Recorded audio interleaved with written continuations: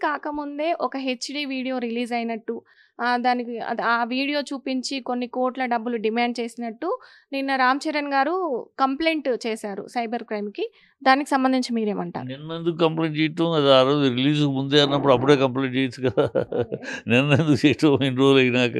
So, ఇయన్నీ ఊరినే దెబ్బతిన్నాక ఆ దెబ్బకి కారణాలు ఇయ్యి అని చెప్పుకుంటాం. Bad cinema. అది 'రామ్ చరణ్' తప్పు కాదు పాపం. కష్టపడ్డాడు. 'శంకర్' తప్పు. 'Shankar' total disaster failure bad picture తీశాడు. 'శంకర్' అంత డైరెక్టరు అన్ని తన సినిమాల్లో ఈ పాతయి కట్టి కలిపి కొట్టు కాబేయటం కానండి పాతయి అన్నీ చేసి వాటిని మిక్సీలో వేసి మళ్ళీ కొత్త సినిమాగా చేసాడు తప్పితే ఎక్కడ కొత్తదనము ఇంటలెక్చువల్ క్రియేషన్ ఎక్కడ కనపడలా. So it's a bad failure of Shankar. Shankar miserable failure. ఇప్పుడు శంకర్ లాంటి డైరెక్టర్ పెట్టుకున్నాక ప్రొడ్యూసర్లు హీరోలు ఏం చేయలేరు. వాళ్ళు చెప్పింది చేయటమే. అంటే ఇప్పుడు కంప్లెయింట్ ఇచ్చారు కదా సార్, అది ఫేక్ అనడానికి మనం లేదు కదా అట్లా అనడానికి. అంటే కంప్లైంట్ ఫేక్ అని ఎందుకంటే ఇప్పుడేంటి రిలీజ్‌కి ముందే వచ్చింది అంటున్నావు. మరి రిలీజ్ ముందే కంప్లైంట్ ఇచ్చి ఉండదు కదా! ఇప్పుడు సినిమా డిజాస్టర్ అయినాక ఇప్పుడు డిజాస్టర్‌కి అదొక కారణం అన్నట్టు చెప్పుకుంటానికి కుంటి సాకులు ఎతకటం తప్పితే పెద్ద దాంట్లో మనం దాన్ని పెద్ద పట్టించుకోవాల్సిన విషయం కాదు అది. అయితే దీనికి సంబంధించి ఒక్క రోజులోనే వందల కోట్ల కలెక్షన్స్ చేసినట్టు అదంతా ఫేక్ అని ఆర్‌జీవీ ఒక ట్వీట్ చేశారు. అసలు ప్రొడ్యూసర్‌లు నిజాలు దాస్తున్నారా ఏంటి? దీని గురించి ఒకసారి మాట్లాడదాం. 100,00,00,000 ఒకేసారి చేయటం అంటే సాధ్యమంటే సాధ్యమే. 12,500 థియేటర్లు రిలీజ్ చేస్తే 100,00,00,000 ఎందుకు చేయదు? 12,500 థియేటర్లు రిలీజ్ చేశారు మన 'పుష్ప 2' చేసుండొచ్చు. దాంట్లో చేయటానికి ఆస్కారం లేదు అనేదేం లేదు. చేయొచ్చు.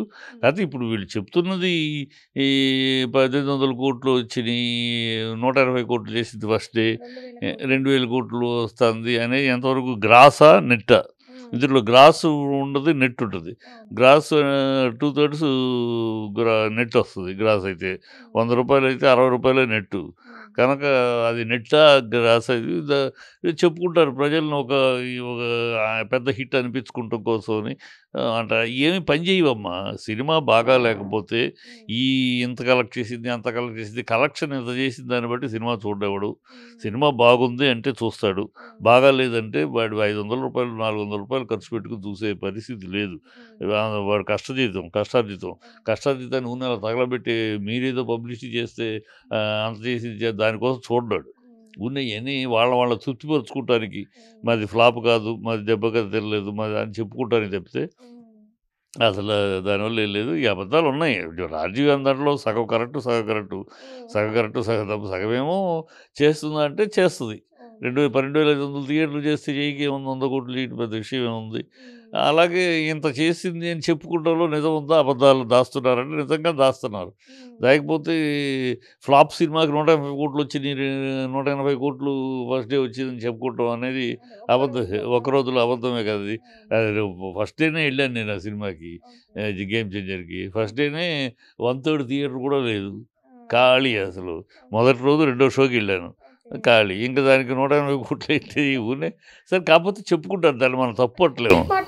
ఒకటే రోజులో 2,000,00,00,000 వసూలు చేసిందని చెప్తున్నారు. 2,000,00,00,000 ఒకే లో కాదమ్మా. ఇప్పటికి 1,800 చేసింది ఇప్పటికి. రిలీజ్ అయిన ఒకే రోజు కాదు. ఒకే రోజు 200,00,00,000 ఎంతో చేసిందన్నారు. 2,000,00,00,000 అనేది టార్గెట్ రీచ్ అవుద్ది. ఇప్పటికి 1,800,00,00,000 చేసింది. 2,000,00,00,000 టచ్ అవుద్ది. ఇంకా ఇప్పుడు యాడ్ చేస్తున్నారు కదా! ఇంకో 2 పాటలు ఏదో 20 నిమిషాల సినిమా యాడ్ చేసి మళ్ళీ రిపీట్ ఆడియన్స్ వస్తారు. దాంతోటి వాళ్ళ లెక్క 2,000 అది అవ్వచ్చు. సక్సెస్ అయిపోయిన సినిమాని గురించి సక్సెస్ అయింది కనుక చేయొచ్చు. ఎంతైనా చేయొచ్చు అది. దాని సక్సెస్‌ని బట్టి. నార్త్‌లో ఊపేస్తుంది. కనుక అది చేయొచ్చు. ఇప్పుడు ఫెయిల్ అయిన సినిమాకి ఇంత కలెక్షన్ అని చెప్పడంలో అబద్ధం. అది ఫెయిల్ అయితే అంత కాదు కదా! రెండో వారం పడుకుందంటే పర్లే. మొదటి రోజే పడుకుంది ఆ సినిమా. అదేంటో మరి అర్థం కాదు. ఆ సినిమాకి శంకర్ డైరెక్షను, 'రామ్ చరణ్', 'దిల్ రాజు' అంత ఉండి కూడా మొదటి రోజు రెండో షోనే ఖాళీ థియేటర్‌లన్నీ. రెండో షోకి అంత డిజాస్ట్రస్‌గా ఎందుకుందో అంటే సినిమా డిజాస్ట్రస్‌గానే ఉందనుకో. బట్ అయినా ఓపెనింగ్ కూడా లేకుండా ఉండటానికి కారణం ఏంటో అర్థం కావట్లే అసలు. అసలేమి బజ్ లేదు. కొంతమంది హీరోలు 'రామ్ చరణ్‌ని' టార్గెట్ చేశారని అంటున్నారు. ఇయన్నీ పిచ్చి మాటలమ్మా. ఎవ్వడు టార్గెట్ ఎవరిని చేయలేరమ్మా. ఈ 'దేవరాని' టార్గెట్ చేశారన్నారు. ఏమైంది? సినిమా బాగుంటే ఎవరి టార్గెట్ ఏమి ఉండదు. వీళ్ళంతా ఈ టార్గెట్ చేసి ఈ సోషల్ మీడియాలో వాగే వాళ్ళంతా ఈడ సినిమాలు చూసేవాళ్ళు కాదు. సినిమా ఆడియన్స్ వేరు. సినిమాకొచ్చే ఆడియన్స్ వేరు. సినిమాని చూసే ఆడియన్స్ వేరు. సినిమాని ప్రేమించే ఆడియన్స్ వేరు. వాళ్ళు సినిమా బాగుంటే నెత్తిన పెట్టుకుంటారు. సినిమా బాగాలేకపోతే పక్కన పెడతారు అంతే.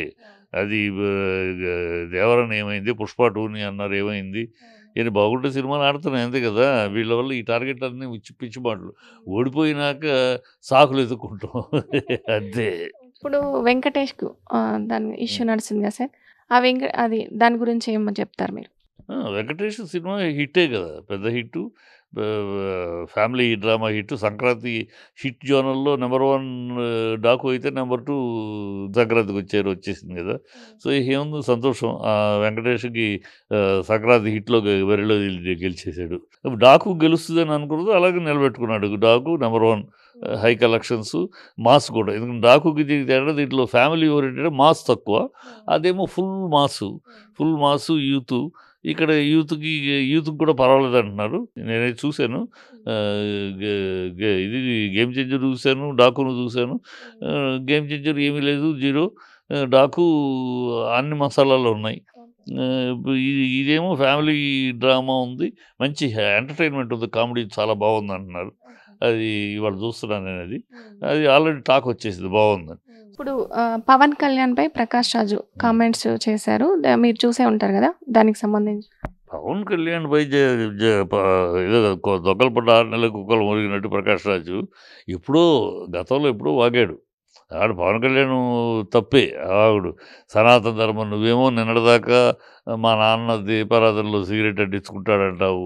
నేను క్రిస్టియను బాప్టిజం తీసుకున్నాను. మా పిల్లలు క్రిస్టియన్స్ అంటావు. అసలు ఈ దేశంలో మత కలవల కారకమే హిందువులు అని అంటావు. అన్నీ వాగేది నువ్వే. ఆ నోటితోటి మళ్ళీ నేను సనాతన ధర్మం అంటావు. సనాతన గురించి ఏం తెలుసు నీకు? సనాతనం అనేది ఎందుకు తమిళనాడులో పోరాటం ఏం తెలుసు పవన్ కళ్యాణ్‌కి? సనాతనం అనేది అక్కడ పోరాటం ఏంటి? 1957లో మొదలైతే పోరాటం, 58లో మొదలైతే పోరాటం. అదేంటి సనాతన ధర్మంలో అనేక ఇష్యూస్ ఉన్నాయి.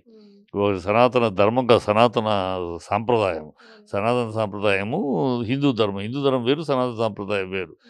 హిందూ ధర్మంలో భాగం అంటారు కానీ సనాతన సాంప్రదాయంలో కొన్ని రుగ్మతలు ఉన్నాయి. బాల్య వివాహాలు, సతీ సహగమనాలు, బ్రాహ్మణులకి విద్య, ఇలాంటి నాట్ల మీద పోరాటం. ఎప్పుడు దాని గురించి ఏం తెలుసు చరిత్ర? 2వ శతాబ్దంలో ఆరంభమైంది సనాతన సాంప్రదాయం అనేది. 9వ శతాబ్దంలో దాని మీద పోరాటం స్టార్ట్ అయింది. దాంట్లో ఇయన్నీ వ్యతిరేకించాలని. వ్యతిరేకిస్తే 9వ శతాబ్దంలో వ్యతిరేక పోరాటం మొదలెడితే 19వ శతాబ్దం అంటే 1837లో ఈట్లికి విముక్తి కలిగింది. సతీ సహగమనాన్ని, బాల్య వివాహాలని, ఈ బ్రాహ్మణులకే విద్య అనే ఆటిని మూడింటిని ఒకదాని తర్వాత ఒకటి కోర్టులో చట్ట ప్రకారం రిమూవ్ చేయటం జరిగింది. ఇది ఆ పోరాటం అది. ఆ పోరాటం అంటే బ్రాహ్మణ ఆధిపత్యము అన్ని కులాల కన్నా బ్రాహ్మణులు గొప్ప అనే ఆధిపత్య ధోరణి ఉండేది గతంలో. ఆ సనాతన ధర్మాన్ని అడ్డుపెట్టుకుని ఆ ఆధిపత్యం జరిగేది. తమిళనాడులో అది అధికంగా ఉండేది. దాని మీద వ్యతిరేకం. బ్రాహ్మణం అందరూ ఒకటే. బ్రాహ్మణులు అధికులు కాదు అనే ఒక పోరాటం అది. ఆ పోరాటం మీద ఎప్పుడో మొదలెట్టారు. అది జరుగుతా ఉంది. ఇప్పటికీ అందుకనే తమిళనాడులో గుడులెక్కువ, అయినా బ్రాహ్మణ ఆధిపత్యం ఉండదు. బ్రాహ్మణులు ఆధిపత్యం ఉండదు. సాధారణ గుళ్ళెక్కువ ఉన్న చోట బ్రాహ్మణుల యొక్క ఇది ఉంటుంది. కానీ అక్కడ తమిళనాడులో రాదు. ఎందుకంటే ఆ పోరాటం జరుగుతుంది. అది ఏం తెలుస్తుంది సనాతన ధర్మం పోరాటం అక్కడ ఎందుకు జరుగుతుంది ఆ పోరాటం? ఎప్పుడో రామస్వామి నాయకర్ పెద్దాయన, ఆయన మొదలెడితే తర్వాత డీకే వాళ్ళు కంటిన్యూ చేస్తే తర్వాత అన్నాదురి డీఎంకే దాన్ని కంటిన్యూ చేస్తే కరుణానిధి గారు ఇవాళ ఉదయనిధి. వాళ్ళ తాతల కాడ నుంచి ముత్తాతల కాడ నుంచి జరుగుతున్న పోరాటం. ఏమి తెలియదు సడన్‌గా నేను సనాతని అని పిచ్చివాగుడు అయితే అందుకని అది ఎప్పుడో వాగాడు, అందరూ ఖండించారు, నోరు మూసుకున్నాడు అనుకో. ఇప్పుడు మళ్ళీ ప్రకాష్ రాజ్‌కి ఇవాళ ఎదరలు ఇస్తున్నట్టున్నాడు. ఇవాళ ఏదో వాగాడు.